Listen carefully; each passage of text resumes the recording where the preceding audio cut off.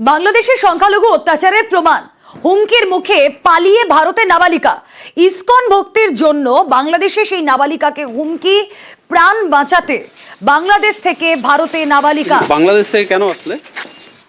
আরো একবার কথা বলবো, আমাদের প্রতিনিধি চঞ্চল এই মুহূর্তে রয়েছেন সঙ্গে। বাংলাদেশের সংখ্যালঘু অত্যাচারের প্রমাণ, হুমকির মুখে পালিয়ে ভারতে নাবালিকা। চঞ্চল প্রতিনিধি রয়েছেন সঙ্গে। চঞ্চল,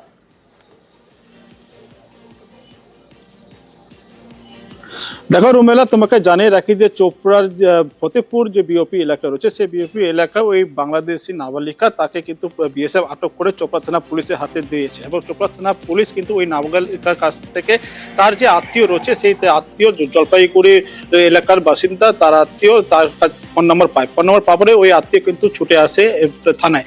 যেটা ওই আত্মীয়র কাছ থেকে যেটা জানা গেছে যে ওই নাবালিকা পঞ্চনগর জেলার বাসিন্দা বাংলাদেশের, এবং তার পরিবার এবং তিনি ইসকন ভক্ত ছিলেন, এবং তার ইসকন ভক্ত থাকাতে কিন্তু তার পরিবার এবং তার উপরে কিন্তু অত্যাচার হুমকি মুখে পড়তে হতো। এবং সেই অত্যাচার হুমকির থেকে বাঁচতে কিন্তু ওই নাবালিকা ভারতে ভূগর্ভে কিন্তু প্রবেশ করতে বিএসএফ এর হাতে আটক পড়ে যায়। এরপরই বিএসএফ চোপড়া থানা পুলিশের হাতে তুলে দেয়, এবং চোপড়া থানা পুলিশ কিন্তু গতকাল রাতে ওই নাবালিকাকে হোমে পাঠিয়েছে। তবে গোটা ঘটনা নিয়ে কিন্তু রীতিমতো একটা চাঞ্চল্য ছড়িয়ে পড়েছে। এবং পাশাপাশি আরেকটা কথা বলে রাখি, এই যে বাংলাদেশে যে সংখ্যালঘু হিন্দুদের উপরে যে অত্যাচার, তা কিন্তু রীতিমতো প্রমাণিত হতে শুরু করেছে।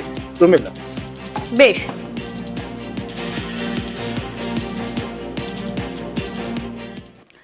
বাংলাদেশ থেকে ভারতে পালিয়ে এসেছে এক যুবক, রংপুরের ঠাকুরগাঁওয়ের বাসিন্দা সেই যুবক।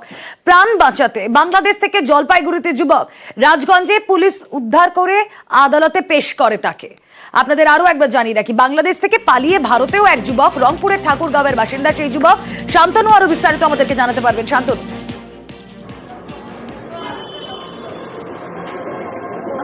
সম্প্রতি যে বাংলাদেশের যে অশান্তির পরিবেশ তৈরি হয়েছে এবং তার জেরে যে সংখ্যালঘুদের উপর অত্যাচার চলছে, এই যুবকের দাবি তাদের সে এবং তার পরিবার অনেকেই আতঙ্কিত হয়ে বিভিন্ন জায়গায় ছড়িয়ে ছিটিয়ে গিয়েছে। ঠিক সেইভাবেই প্রাণ হয়ে সে পালিয়ে এসেছিল ভারতে, এবং ভারতে তার আসার মূল উদ্দেশ্যই ছিল সে নিরাপত্তা।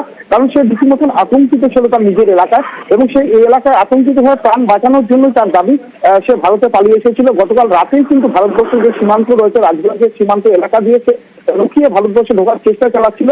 এবং সেই সময় কিন্তু বিএসএফ জওয়ানদের নজরে পড়েছে, এবং বিএসএফ তাকে আটক করে, এবং আটকের পর জিজ্ঞাসাবাদ করে কিন্তু পুলিশের রাজগঞ্জ থানা পুলিশের হাতে তুলে দেয়। এবং রাজগঞ্জ থানা পুলিশ আজ তাকে জিজ্ঞাসাবাদের পর জলপাইগুড়ি আদালতে হাজির করে, এবং জলপাইগুড়ি আদালত তাকে 14 দিনের জেল হেফাজতের নির্দেশ দিয়েছে।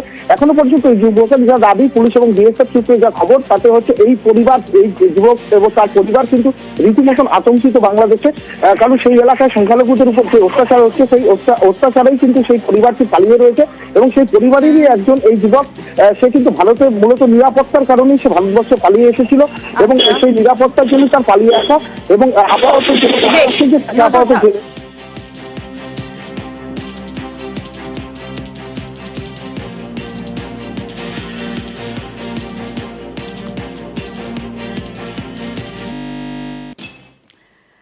চলতি বছর ঘাটাল বানভাসী হয়েছিল। শুধু চলতি বছর কেন, বছরের পর বছর ধরে ঘাটালের এই একই অবস্থা আমরা দেখেছি। কিন্তু ঘাটালবাসী যে সুখবরের জন্য অপেক্ষা করেন তা হলো ঘাটাল মাস্টার প্ল্যান। ব্যাস, এরপর আপনাদের নজর রাখতে